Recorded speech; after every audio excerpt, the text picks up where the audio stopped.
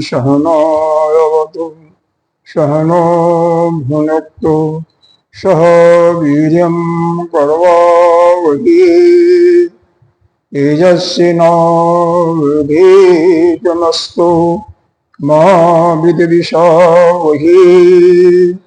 ओम शांति शांति शांति। सच्चिदानंदरूपाय विश्वोत्पत्त्यादिहेतवे तापत्रयविनाशाय श्रीकृष्णाय वयं नमः। नारायणं नमस्कृत्य नरं चैव नरोत्तमं देवीं सरस्वतीं व्यासं ततो जयमुदीरयेत्। अखण्डमण्डलाकारं व्याप्तं येन चराचरं तत्पदं दर्शितं येन तस्मै श्रीगुरवे नमः। अज्ञानतिमिरान्धस्य ज्ञानाञ्जनशलाकया चक्षुरुन्मीलितं येन तस्मै श्रीगुरवे नमः। गुरुर्ब्रह्मा गुरुर्विष्णु गुरुर्देवो महेश्वरः गुरुः साक्षात् परं ब्रह्म तस्मै श्रीगुरवे नमः। त्वमेव माता च पिता त्वमेव बन्धो च सखा त्वमेव वेदा द्रविणं त्वमेव सर्वं मम देव। गजाननं भूतगणाधिसेवितम् अभेदजम्बोफलचारुभक्षम् उमासुतं शोकविनाशकारकं नमामि विघ्नेश्वरपादपङ्कजम्। अनंत श्री विभूषित 1000 श्री पंचायती महानिर्वाणी अखाड़ा के वरिष्ठ श्रोतीय वरिष्ठ महामंडलेश्वर एवं उत्तर प्रदेश संत समाज के अध्यक्ष श्री सद्गुरुदेव भगवान के चरणों में कोटि कोटि नमन बंदन। इस शासन के पीठाधीश्वर अनंत श्री विभूषित 1000 श्री पंचायती महानिर्वाणी अखाड़ा के वरिष्ठ आचार्य श्रोती ब्रह्मनिष्ठ महामंडलेश्वर एवं राजस्थान के राजगुरु श्री स्वामी जी के चरणों में कोटि कोटि नमन बंदन। यहाँ के अधिष्ठान देव संतजन भक्तजन सभी के अंतःकरण में विराजमान आत्मस्वरूप परमात्मा को नमन करते हैं। आइए गीता जी का ध्यान करते हैं। ओम वार्ताय प्रतिबोधितां भगवता नारायणेन स्वयं व्यासेन ग्रथितां पुराणमुनिना मध्ये महाभारतम् अद्वैतामृतवर्षिणीं भगवतीम् अष्टादशाध्यायिनीम् अम्ब त्वामनुसन्दधामि भगवद्गीते भवद्भीषन्।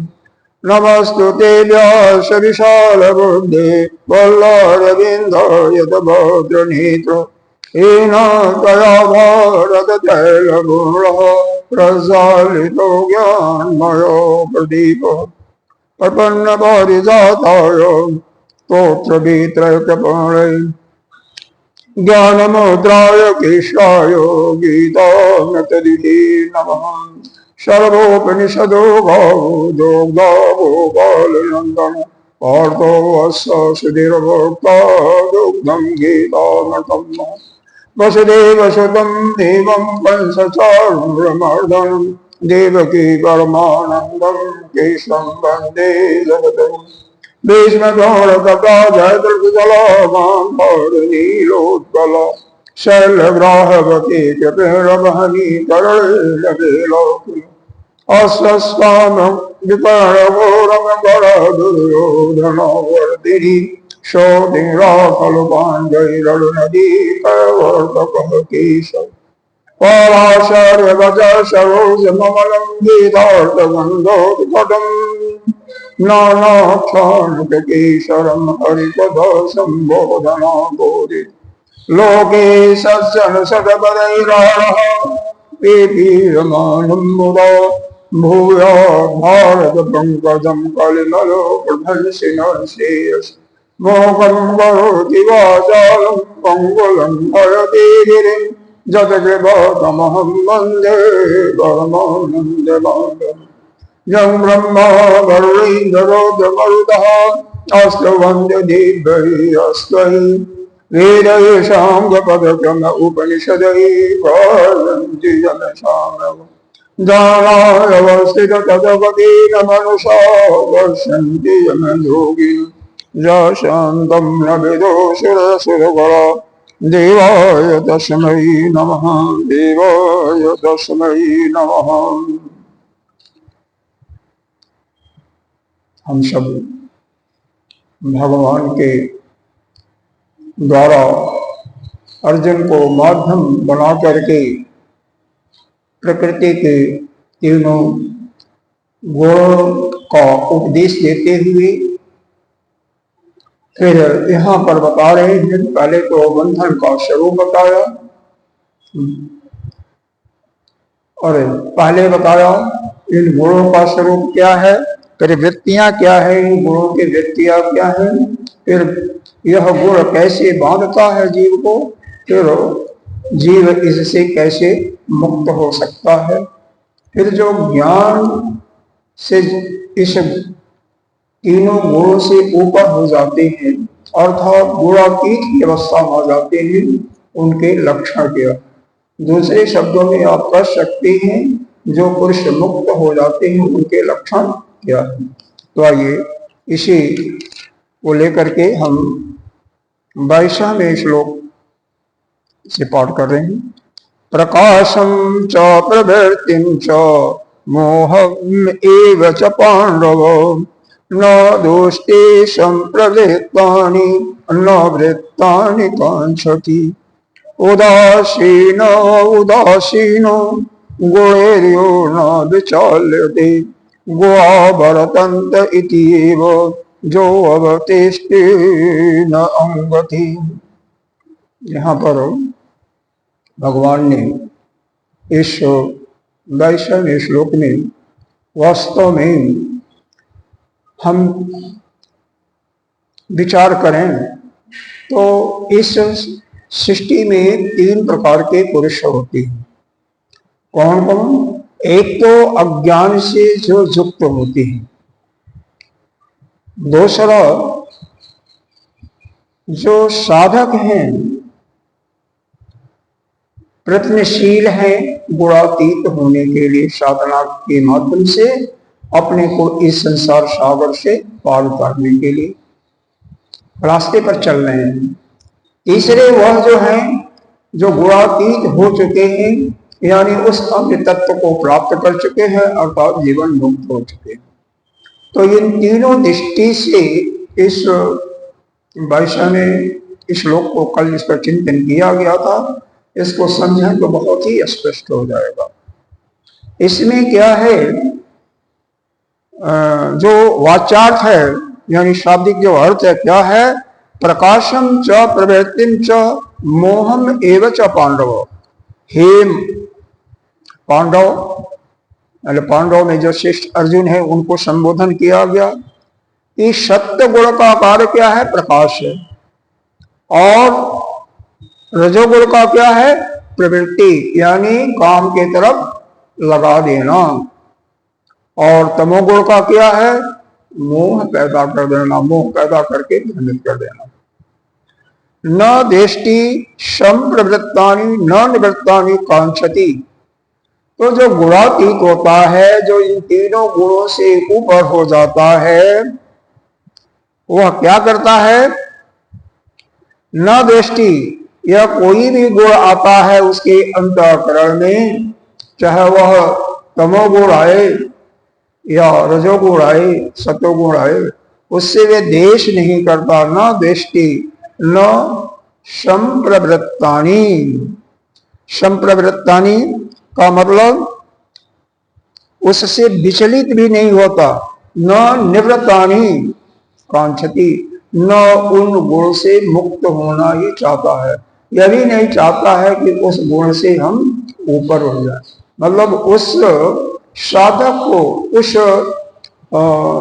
जीव को किसी चीज की इच्छा नहीं होती। किसको? गुणातीत की। इसको उदाहरण से समझें। दृष्टांत से कैसे समझेंगे? देखिए, हमारे जिस शरीर में हम रह रहे हैं, सभी जीव किसी न किसी शरीर में, तो उस शरीर का चोला ओढ़े हुए हैं। शरीर में अंतःकरण भी है, कारकरण संघात यानी शरीर भी है, शरीर को कार कहते हैं, करणों को इंद्रिय कहते हैं। तो यह जो इंद्रियां हैं आपके 5 ज्ञानेंद्रिय, यह इस प्रकृति के जो पंचमहाभूत हैं इनके ही शतो गुण से बनी हुई। कर्मेंद्रिया और 5 प्राण इनके रजोगुण से बने हुए, और यह शरीर यह 5 गुणों के मिश्रण से, तमोगुण के मिश्रण से बना हुआ, सत्रह का नहीं, तमोगुण से। अंतःकरण वह बिना पंचीकृत हुए इन तीनों गुणों के मिश्रण से, तीनों गुणों के मिश्रण, सतोगुण के मिश्रण से बना हुआ, तीनों के सतोगुण के मिश्रण से बना हुआ। इसका तात्पर्य होगा कि हमारे अंतःकरण में या आपके इंद्रिया में या शरीर में, यानी कारकरण संभाग को लें या अंतःकरण। अंतःकरण यद्यपि शतो गुण के ही मुख्य से बना हुआ है, पंचीकृत से बना हुआ, अपंचीकृत पंचीकृत नहीं, अपंचीकृत से बना हुआ, शतो गुण से ही बना हुआ। इसका मतलब हमारा अंतःकरण बिल्कुल निर्मल होना चाहिए। लेकिन उसमें फिर क्यों आता है देश, काम, क्रोध, लोभ क्यों आता है? जब पिछली वासनाएं भी हैं, वो पिछली वासनाएं हमारी समाप्त नहीं। दूसरा चीज, बाहर से आगंतुक भी तो आ जाता है। हमारे नेत्र और कर्ण, श्रोत इंद्रिय और चक्षु बाहर की तरफ है, सारे इंद्रियां बाहर की तरफ है से,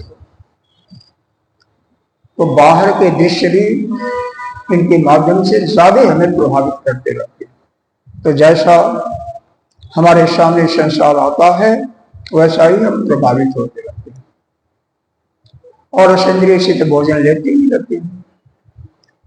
तो यह संभव नहीं है कि आप एक ही गुण में लगातार रहें। यह गुणों का ऊपर नीचे होना, यह प्रक्रिया चलती रहती है। क्योंकि पिछले श्लोक में आपने पढ़ा था, पिछले से पिछले में, कि शतोगुण जो है रजोगुण और तमोगुण को दबा करके ऊपर आता है। इसी प्रकार से रजोगुण शतोगुण और तमोगुण को दबा करके आता है, तमोगुण शतोगुण और रजोगुण को दबा करके आता है। तो जिस गुण की मात्रा अधिक होगी, यानी यहां पर देखो एक कांस्टेंट, एक स्थिर फैक्टर है। कांस्टेंट क्या है? आपका अंतःकरण की प्रवृत्ति, वह एक प्रकार से कांस्टेंट है, एक स्थिर हो गया। लेकिन बाहर से आने वाला, अगर संसार में आप जा रहे हैं जहां पर शतो गुण ही है, जैसे श्रवण, इसमें सत्संग में बैठे हुए हैं, भजन कीर्तन में बैठे हुए हैं, यज्ञ में बैठे हुए हैं, भगवान की पूजा अर्चना कर रहे हैं या स्वाध्याय कर रहे हैं, तो क्या होगा? आपके अंदर शतो गुण की प्रवृत्ति यह आगंतुक होगी, बाहर आएगी, बाहर से अंदर आएगी अंतःकरण में। तो होगा क्या? अगर आपके अंदर रजोगुण होगा तो वह शतो गुण में परिवर्तित हो जाएगा। इसको समझने की कोशिश कीजिएगा।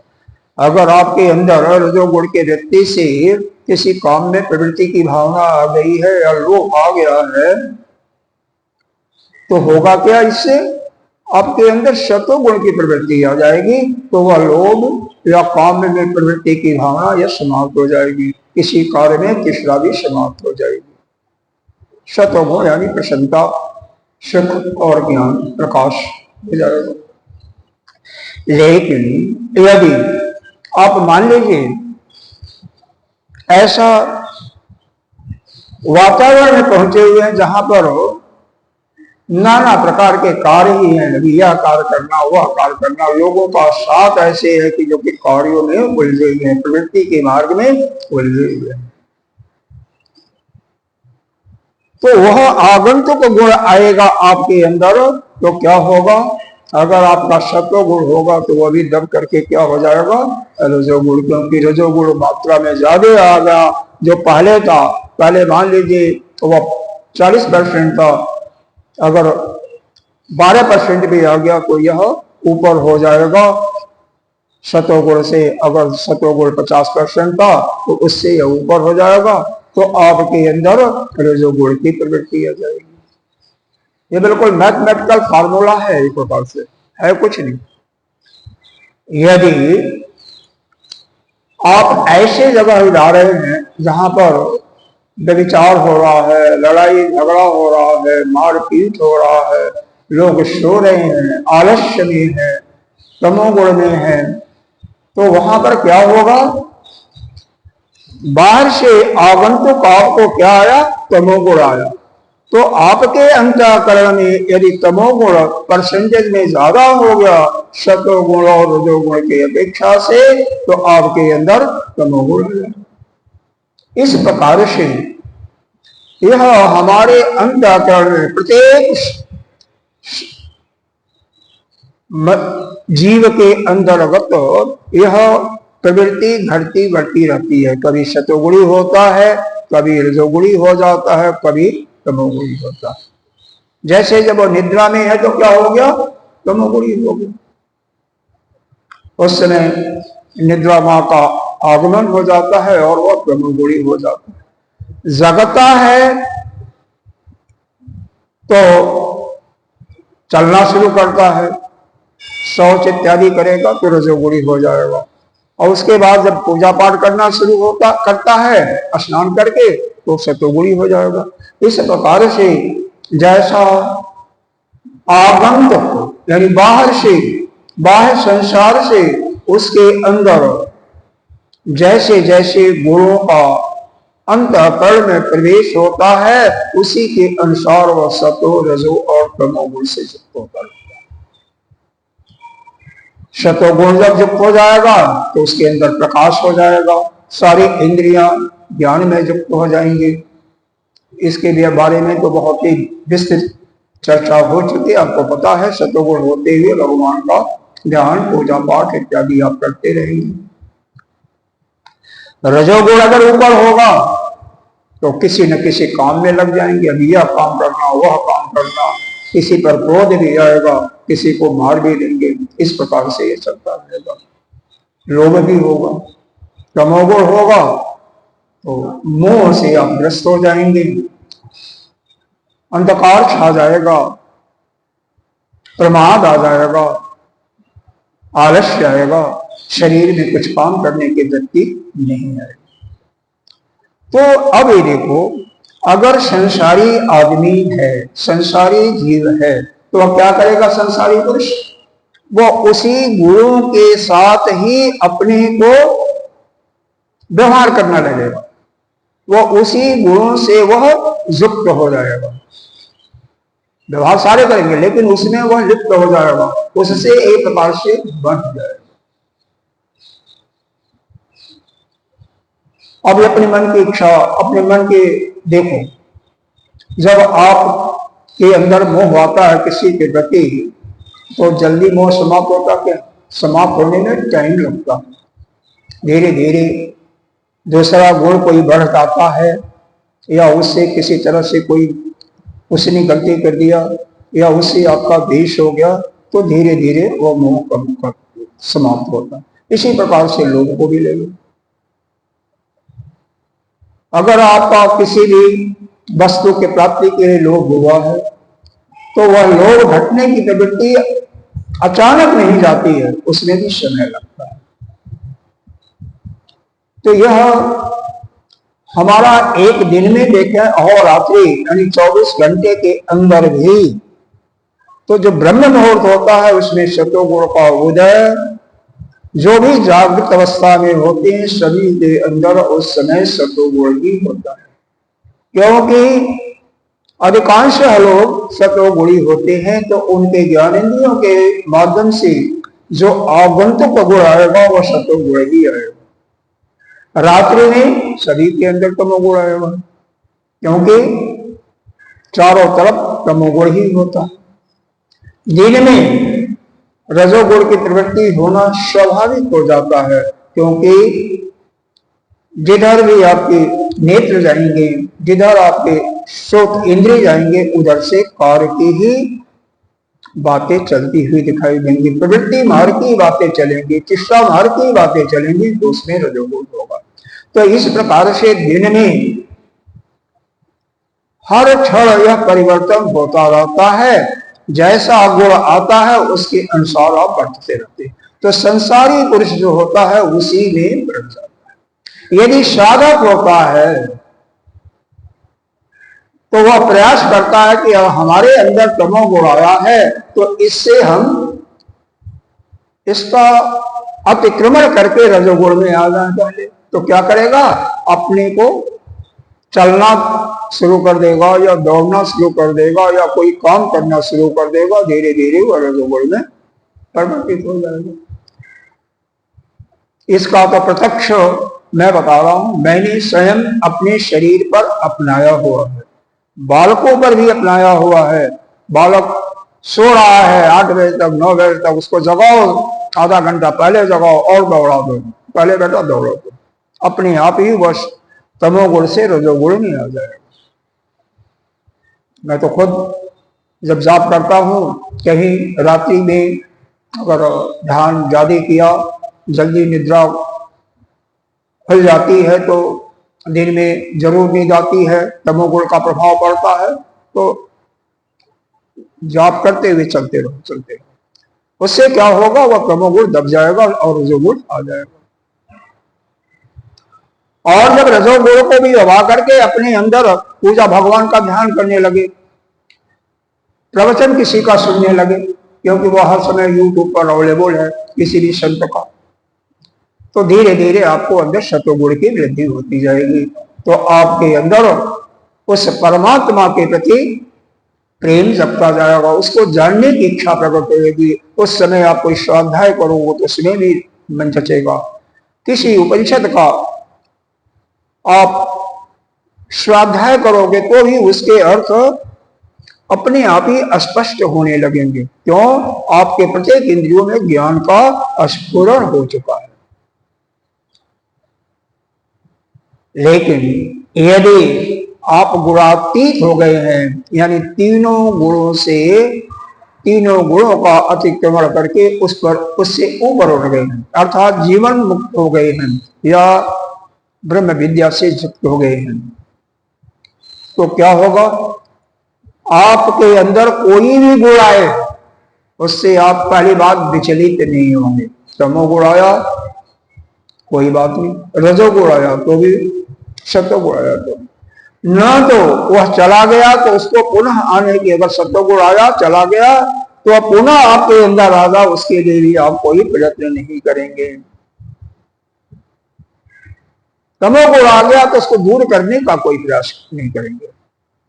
तो यह इस प्रकार से यह 3 प्रकार की 3 कैटेगरी आप जितने भी पुरुष हैं उनमें बना सकते हैं। पुरुष का मतलब पुरुष, स्त्री या थर्ड जेंडर। तो जो अभी साधना के मार्ग पर नहीं चले हैं, अर्थात संसारी हैं, या वह भेष में साधु के भेष में है लेकिन उस साधना के मार्ग को अपनाए नहीं है,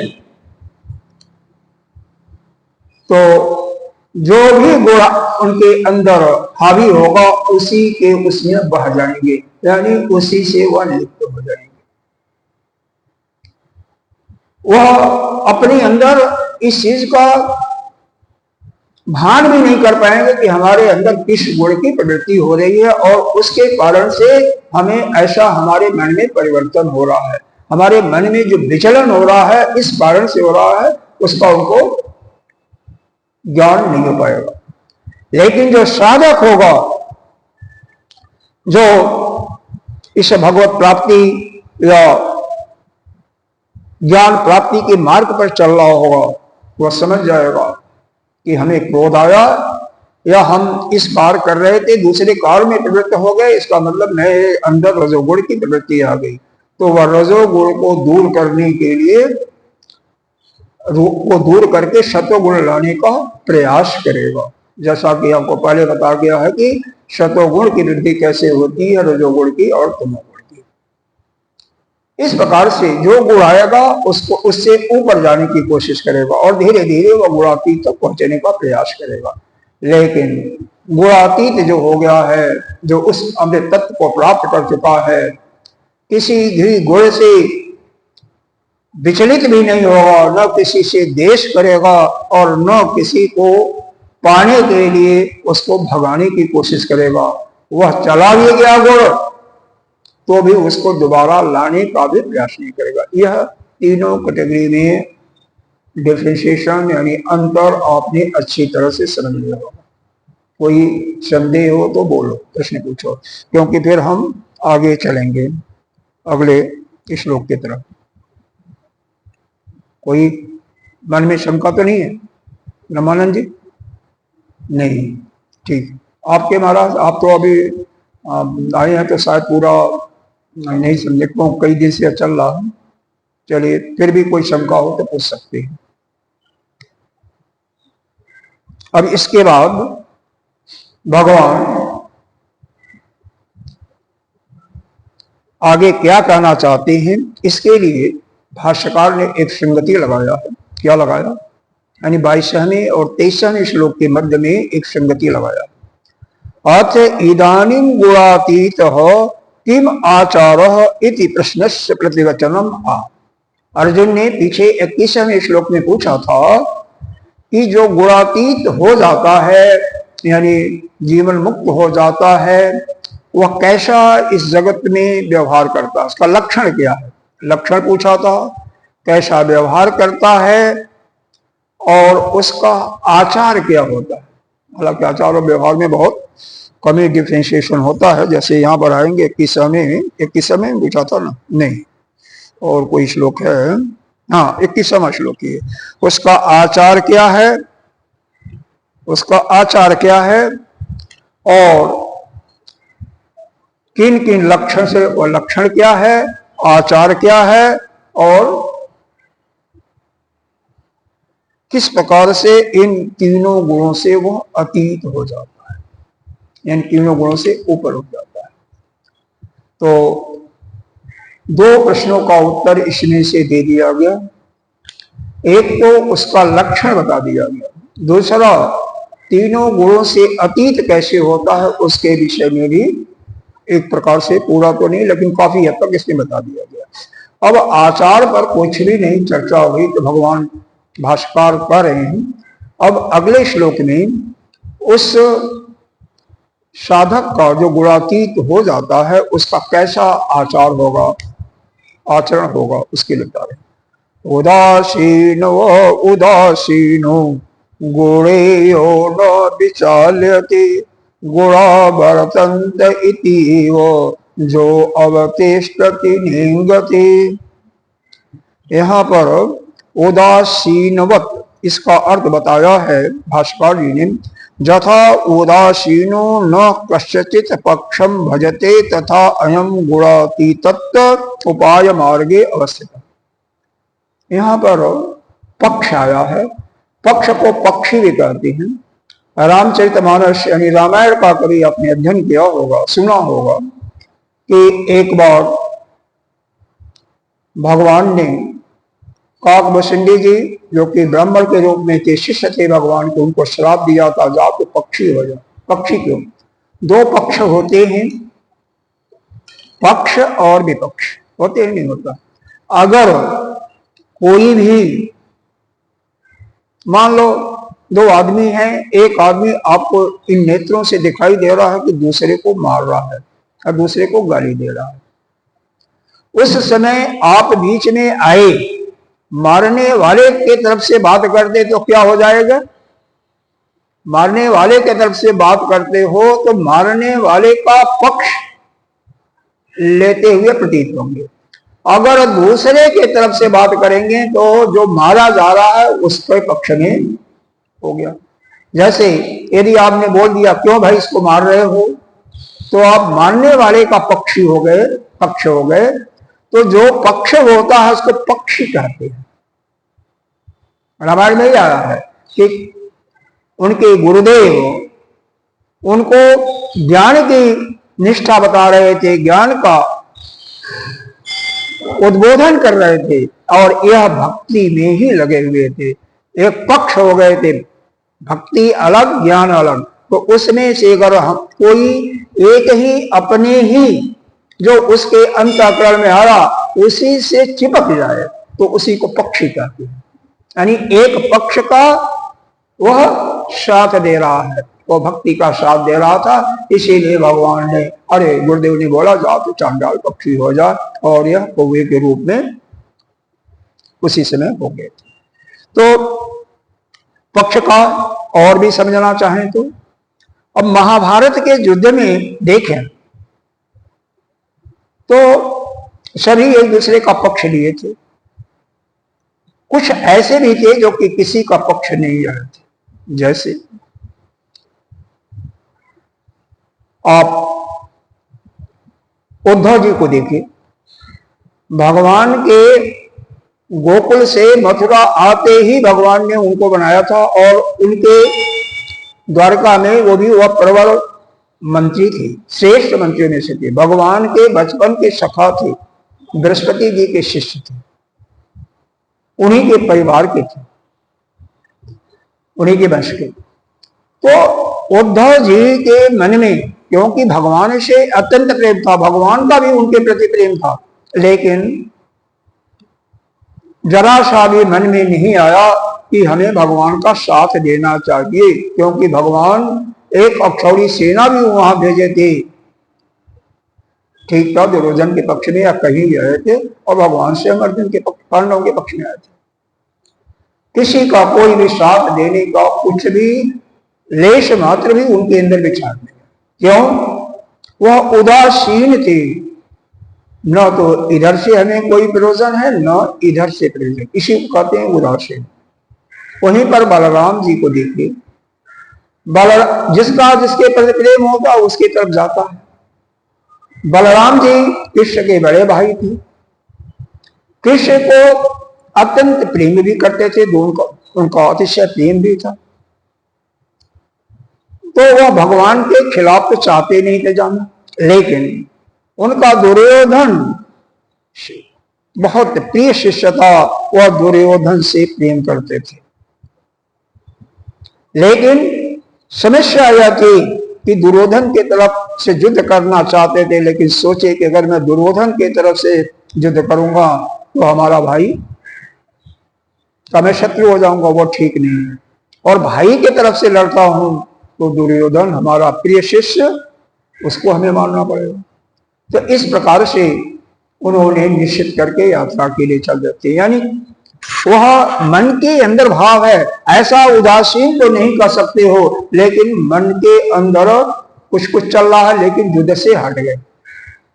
वहीं पर विदुर जी थे, विदुर जी का मन जो है पांडवों के तरफ था, मन से वह चाहते थे कि पांडव ही देते। क्यों? धर्मराज ही वही दो रूपों में उस समय आए थे किसी श्राप के कारण, एक धर्मराज युधिष्ठिर के रूप में और दूसरा यह विदुर जी भी धर्मराज के ही अवतार थे। तो स्वभावतः हर एक व्यक्ति का अपने से प्रेम होता ही है, अपना ही स्वरूप वो भी अपना से। यदि यही हमें अपने स्वरूप का भान हो जाए कि हमारा वास्तविक स्वरूप वह सच्चिदानंद ही है, सतचित और आनंद है, तो मैं निश्चित रूप से ही अपने स्वरूप से प्रेम करने लगूंगा और बाहर इधर उधर के संसार की वस्तुओं से हमारा प्रेम छूट जाएगा।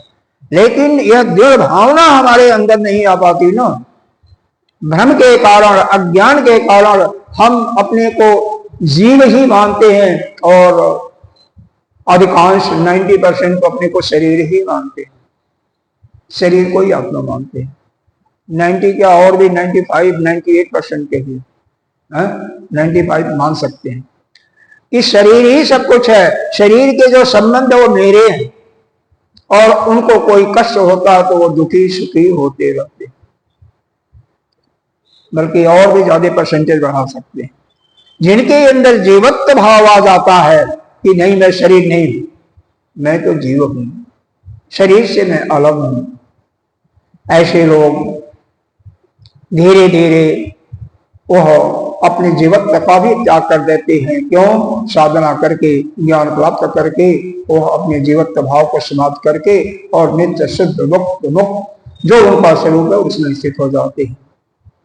क्योंकि जीवत्व को मानने के बाद ही आप भगवान की उपासना भी कर सकते हो ना। जीवत्व से ही करते हैं, इसमें द्वैत दृष्टि आएगी ही, द्वैत भाव आएगा ही, भगवान का उपासना कर सकते। ये ज्ञान प्राप्त कर रहे हैं तो ये भी द्वैत भाव से ही कर रहे हैं, अपने को शरीर इस ब्रह्म से अलग मान करके ही।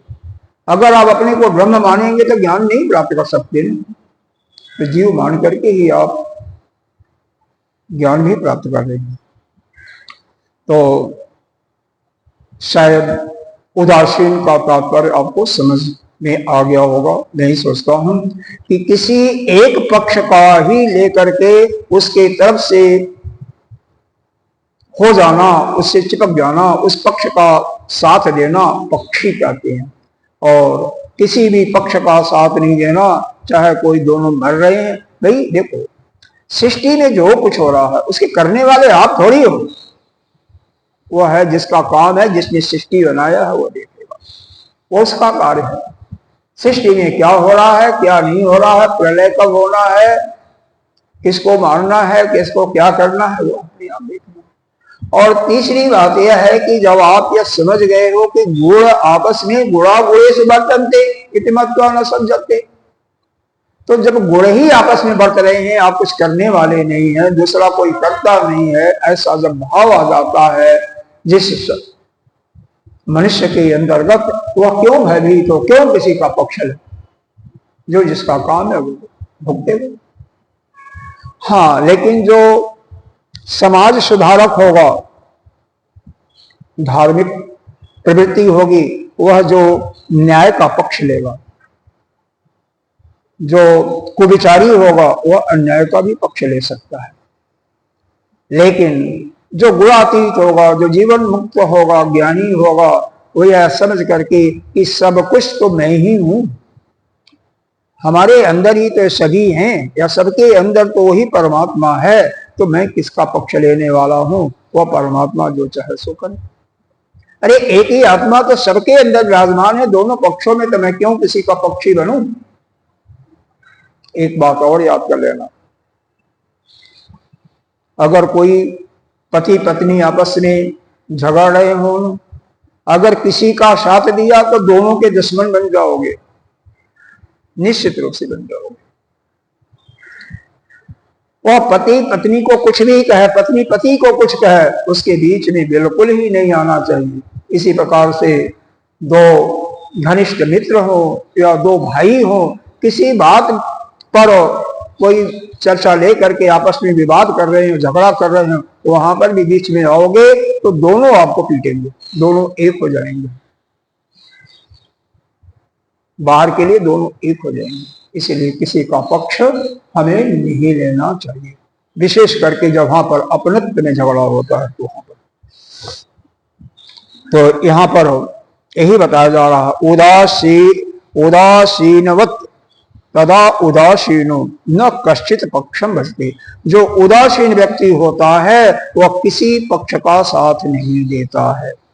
पक्ष का समझ में आ गया? अच्छा। तथा अयम गुणातीत उपाय मार्गे अवस्थित, और वह गुणातीत अपने को समझ करके अपने स्वरूप में स्थित होता है।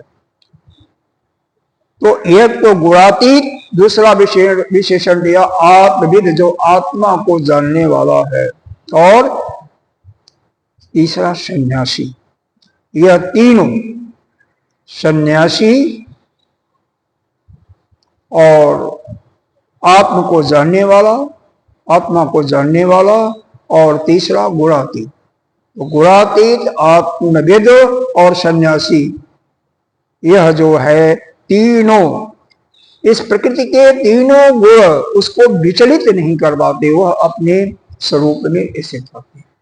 इसलिए वो हमेशा उदासीन ही रहते, उनको कोई तात्पर्य नहीं है किसी से कुछ करने, उदासीन अपने रूप में पड़े रहते हैं। वह जानते हैं कि यह तो प्रकृति के गुण हैं, वो आपस में बढ़ रहे हैं। भाई देखो, मालूम तो हो जाता है। अब बताओ, एक गुणातीत कोई है या ज्ञानी हो गया है, आत्मविद हो गया है, तो क्या आप पहचान जाओगे? भगवान ने किसी एक जगह किसी श्लोक में लिखा हुआ है कि दूसरा जो है, स्वविद जो है, स्वयं को जानने वाला, वह दूसरे के अंतःकरण को नहीं जान पाएगा। क्योंकि उसकी दृष्टि क्या होगी? अज्ञानी होगा तो अज्ञानी की दृष्टि होगी। एक अज्ञानी व्यक्ति कभी ज्ञानी के अंतःकरण में क्या चल रहा है कभी भी नहीं समझ पाएगा। क्यों? जो जिसके अंदर भाव होता है, जो विचार होता है, वही दूसरे के अंदर भी उसी को अध्यारोप करता है, दूसरों के ऊपर थोप देता है। वह जानता है कि ऐसे ही यह भी हो। क्यों? देखो, अपने अंदर सतोगुण बढ़ा है, रजोगुण, तमोगुण, यह स्वयं ही कोई जान सकता है, उससे ज्यादा दूसरा कोई नहीं जान सकता। स्वयं तो जान सकता है, दूसरा कोई बहुत मुश्किल है। इसके लिए भगवान ने किसी श्लोक में बताया हुआ है, आएगा तो हम उसको चर्चा करेंगे। इतना समझ लीजिए कि स्वयं ही अनुभव कर लें कि हमारे अंदर रजोगुण है या इस समय तमोगुण बढ़ गया या सतोगुण बढ़ गया। तीनों का लक्षण बता दिया गया। सतोगुण का लक्षण आपका सुख, ज्ञान स्वरूप प्रकाश। तमोगुण का, रजोगुण का किसी न किसी काम में जुड़ जाना। तीसरा, किसी न किसी चीज को पाने की और इच्छा, वो वस्तु है तो भी और मिल जाए, काम, वासना, क्रोध, इच्छा, अमुक, ये सब चीजें। तमोगुण का लक्षण है कुछ करने का मन न करे, अज्ञान में और मोह में और चूर हो जाओ। मोह से क्या होता है? शोक और दुख होता है। अर्जुन को मोह हुआ था, भगवान को 18 अध्याय गीता का सुनाना पड़ा। 18वें अध्याय के अंतिम समय में उसने स्वीकार किया कि नष्टो मोह, वहां पर मोह नष्ट किया। पता नहीं कौन सा श्लोक है, 65-66 ऐसे कुछ लोग हैं। 18वें अध्याय का 11वें अध्याय तक, 10वें अध्याय तक तो स्वीकार ही नहीं किया कि मेरे अंदर मोह है। विगतो मोह 11वें अध्याय के पहले श्लोक में कहा था। तो इसलिए यह मोह का, यानी तमोगुण का भी किसी गुण का स्वयं कोई जान सकता है, दूसरा कोई लक्षण दे करके पहचान सकते हो, लेकिन कोई जरूरी नहीं है कि वह आपका अनुमान प्रमाण सही ही हो। ज्ञानियों के विषय में तो बिल्कुल नहीं कर सकते। चलिए आगे देखिए क्या कर रहे हैं भगवान। तो यहां तक पहली लाइन का अर्थ आ गया 23वें श्लोक का कि कोई गुणातीत जो पुरुष है या सन्यासी है या आत्मविद है, अपने आत्मा को जानने वाला है, यह तीनों जो हैं, इन तीनों गुणों से कभी भी विचलित नहीं होते। चाहे सतोगुण बढ़े, रजोगुण बढ़े, तमोगुण, न किसी से देश करेंगे, न कोई उनके मन के अंदर कोई विचलन बढ़ेगा। तद एतद स्फुटी करोति गुणाः कार्यकरण विषयाकार परिणता अन्योन्य अस्मिन् वर्तन्ते इति यह अवतिष्ठति। यहाँ पर स्पष्ट करते हुए बताया जा रहा है कार्यकरण। कार्यकरण क्या है इसको वैसे तो बता दिया है कई बार। कार्य का मतलब शरीर, करण का मतलब यह आपका अंतःकरण। तो यह जो शरीर दिखाई दे रहा है 5 फुटा 6 फुटा, और अंतःकरण आपका, अंतःकरण मतलब अंतःकरण इंद्रियां भी आ गई। अंतःकरण मन, चित्त, बुद्धि, अहंकार, ज्ञानेन्द्रिय और कर्मेंद्रिय आ गई। तो यह सभी अपने विषयों के आकार में परिणत होकर के गुण ही में बरत रहे हैं। सब जो गुण बढ़ा हुआ है इस समय, उसी गुण के अनुसार वह इंद्रिय काम कर रही होगी, उसी के अंदर मन में विचार आ रहा होगा और उसी के अनुसार बुद्धि में चिंतन हो रहा होगा, बुद्धि निर्णय ले रही होगी। इसीलिए कहते हैं जिस समय आपका बिल्कुल एकाग्रचित हो, यानी सतोगुण की वृद्धि हो, सतोगुण से भी ऊपर चले जाए, बिल्कुल शांत स्वभाव हो जाए, उस समय कोई अगर जटिल समस्या है, जटिल विषय है, कॉम्प्लेक्स विषय है, उस समय उसका निर्णय लेना चाहिए। इसी कारण से यह बताया जाता है, यह जो विद्वान है उनका यह राय है कि अगर कोई बहुत गूढ़ सब्जेक्ट है तो आप रात में आराम कीजिए, शाम को डिसीजन जल्दीबाजी मत लीजिए, चाहे वह व्यापार कर रहे हो किसी चीज का, चाहे किसी को कॉन्ट्रैक्ट अवार्ड करना हो, या ऑफिस में किसी को सस्पेंड करना हो, किसी को निकालना हो, किसी को रखना हो। तो सुबह जब आपका मस्तिष्क बिल्कुल एकाग्र होता है, मन बुद्धि चित्त बिल्कुल सतोगुण में होते हैं, सतोगुण से ऊपर भी चले जाते हैं, उस समय आप डिसीजन लीजिए, तो वह जो निर्णय लेंगे वह बिल्कुल उचित होगा, उचित निर्णय होगा। तो यहाँ पर कह रहे हैं यह गुणातीत व्यक्ति, वह उसके गुण जैसे स्फुटित होते हैं सत्य रज या तम, उसी प्रकार से उसके प्रत्येक इंद्रिय में, उसके अंतःकरण में, शरीर में लक्षित होता है और वह उसी में अवतिष्ठति बैठ जाता है। यहाँ पर अवतिष्ठति जो शब्द है यह ग्रामर के दृष्टि से, व्याकरण के दृष्टि से थोड़ा सा गड़बड़, क्योंकि यह परस्मयी पद में होना चाहिए, तो इसी भगवान ने यहाँ पर लिखा है छंदो भंग भयात परस्मयी पद होगा, परस्मयी पद का प्रयोग इसलिए किया। सखर उसे व्याकरण से आपको कोई मतलब नहीं। न इंगते का मतलब न चलती स्वरूपावस्थ एवं भवति इति अर्थ, मतलब यहाँ पर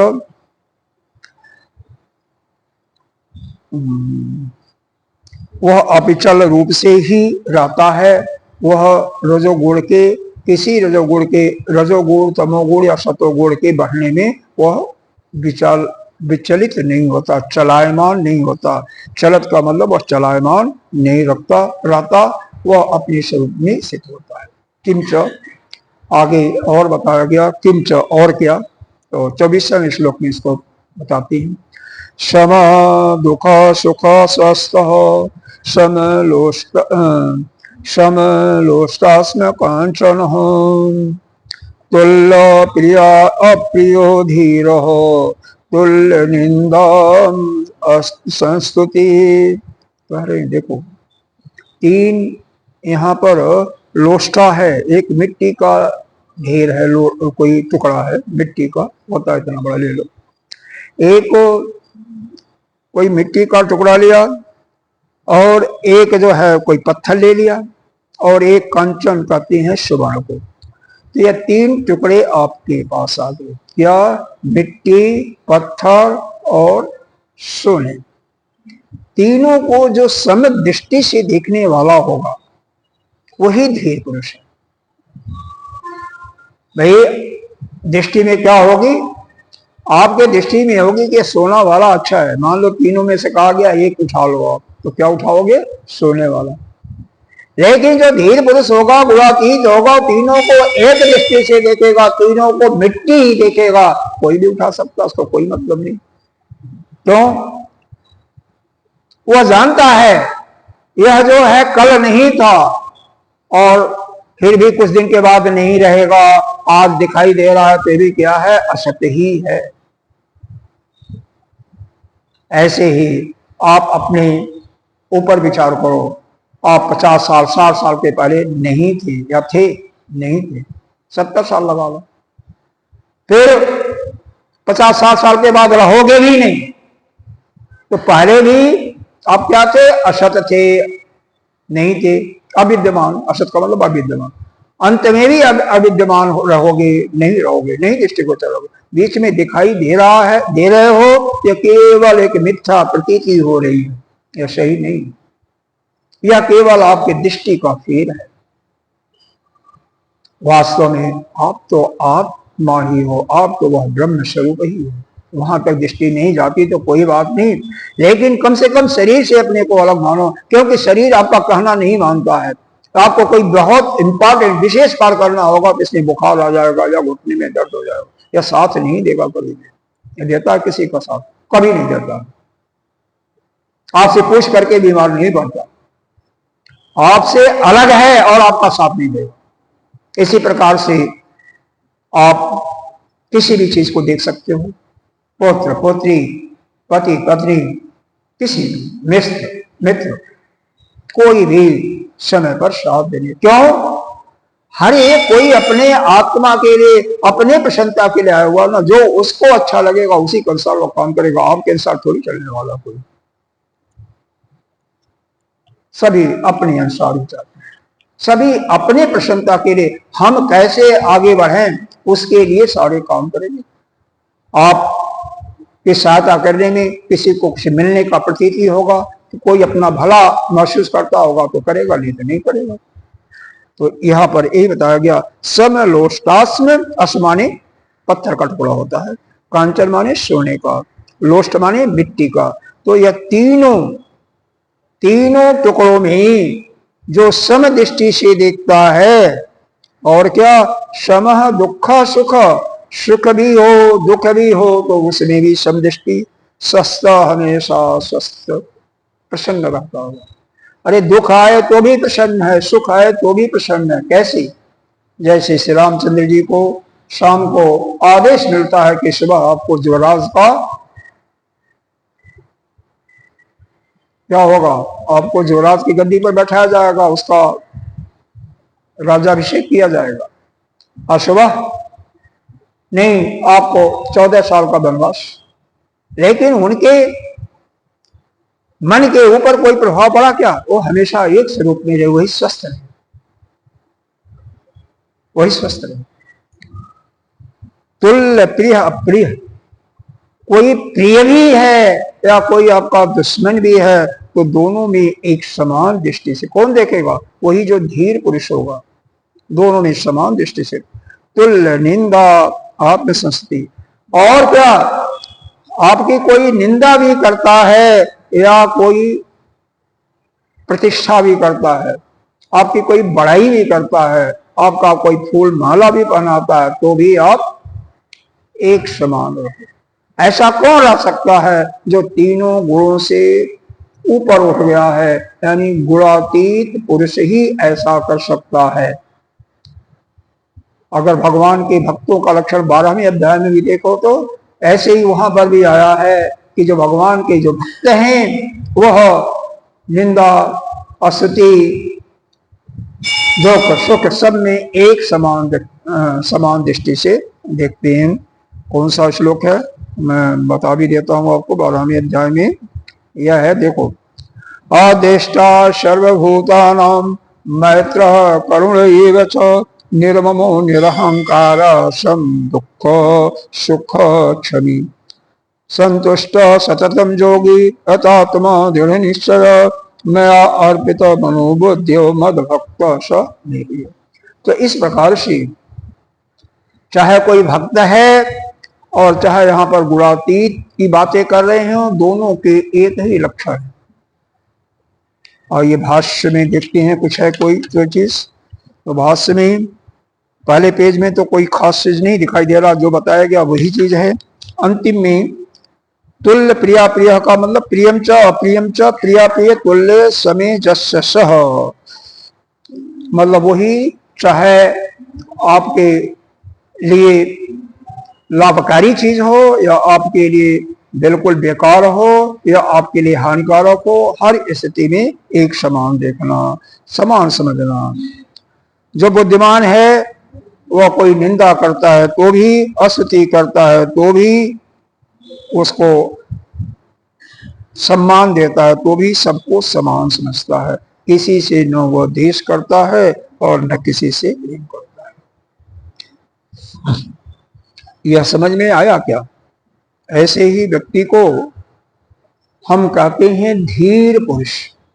देखो, जीवन में हर्ष, आप कहते हैं कि दिन में भी कई बार आप सुखी होते होंगे और कई बार दुखी होते होंगे, आता होगा। कोई फोन आ गया आपके पास, किसी आपका प्रिय है या बिजनेस से रिलेटेड कोई आ गया कि आप अमुक जगह आपका कांटेक्ट हो गया, आपका इतना फायदा होना, आपने विचार किया फायदा, केवल आपका प्रोजेक्शन है, वास्तविकता कुछ नहीं है, तो आपके मन में हर्ष हो गया। वहीं पर आधे घंटे के बाद आया कि आपकी गाड़ी कोई एक्सीडेंट में शिकार हो गई, तो मन में दुख की प्रवृत्ति आएगी नहीं है? तो हो कुछ रहा, प्रकृति में सब कुछ कर रहे हैं, हो रहा है, लेकिन केवल एक कानों से यानी श्रोत इंद्रिय से कुछ आपने सुना या नेत्र चक्षु से कुछ देखा और आप दुखी और सुखी होते। दिन में कई बार होते हो। अरे आपको भोजन आपके रुचि के अनुसार नहीं होता, मिलता तो भी आप दुखी हो जाते हो। अगर भोजन कहीं गए हो या घर ही पर हो, जो आप चाहते थे कि ऐसा मिलना चाहिए वैसा नहीं मिला, वैसा नमक वैसा मसाला नहीं है, तो आप क्या हो जाओगे? दुखी होगे कि नहीं होगे? क्रोध करने वाला होगा तो क्रोधी भी कर सकते हो। घर के कोई अगर व्यक्ति होगा, बाहर होगे तो कम से कम दुखी हो करके मन ही मन चुप हो जाओगे। तो ये दुख सुख तो आएगा, क्योंकि गुण जो है प्रकृति के हैं, प्रकृति के गुण आपके अंदर भी हैं। तो जब प्रकृति के अंदर बदलाव आता तो आपके अंदर भी बदलाव आएगा ही आएगा, आपके अंदर बदलाव आएगा। लेकिन उसको आप साथ स्वीकार करते हुए इससे विचलित मत होइए। अरे भाई दुख आया है ना तो चला जाएगा, आगमा आपाइनो नित्या तम तक्ष भारत, जो अभी आया है वह चला जाएगा। मात्रा अस्पृशात कौन्तेय शीतोष्ण सुख दुखदा, सुख आया है तो निश्चित रूप से जाएगा, इसका विपरीत जो भाव है द्वेष आएगा, अरे दुख आएगा, दुख आया है चला जाएगा, सुख आएगा। गर्मी आई है चली जाएगी तो सर्दी आएगी। तो इस प्रकार से जितने भी द्वंद, लाभ हुआ है तो हानि भी होगी, हानि हुआ है तो लाभ भी होगा। तो यह द्वंद्वात्मक चीजों से अपने को बिल्कुल सम रखना है। किसी चीज में हमें कोई किसी के प्रभाव में हमें अपने मन को विचलित नहीं करना, मन में कोई विकार नहीं लाना है, और वह वही कर सकता है जो धीर पुरुष होता है। इसी के साथ में अब आगे का श्लोक पर हम कल चिंतन करेंगे। समय हो गया। ओम पूर्णमिदः पूर्णमिदं पूर्णात् पूर्णमुदच्यते पूर्णस्य पूर्णमादाय पूर्णमेवावशिष्यते। ओम शांति शांति शांति। शंकरं शंकराचार्यं केशवं बादरायणं